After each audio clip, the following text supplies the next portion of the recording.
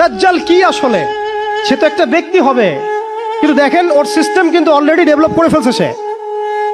সে কি প্রত্যেকটা জায়গায় পায়ে হেঁটে হেঁটে গিয়ে শাসন করবে? আপনাদের তাই মনে হয়? সে প্রত্যেকটা জায়গায় তার এজেন্টদেরকে বসাবে, এটাই বাস্তব। উমর রাদিয়াল্লাহু আনহু মদিনা থেকে পুরো বিশ্ব শাসন করেছেন।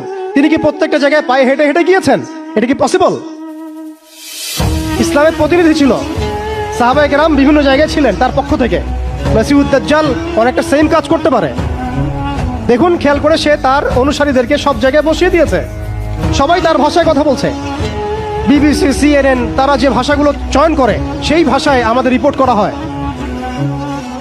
ওরা যে মিডিয়াগুলো, FBI, ওরা যে রিপোর্টগুলো প্রদান করে, ওই রিপোর্টের আলোকে আমাদের এখানে প্রশাসনিক বাহিনী কাজ করে। তারা যেভাবে ফাংশন করে সেইভাবে কাজ করা হয়। পুরো বিশ্বটা যেন একটা সিস্টেমের মধ্যে নিয়ে আসা হয়েছে। এটাই হচ্ছে একটা দাজ্জালি ওয়ার্ল্ড অর্ডার। দাজ্জাল কি আসলে?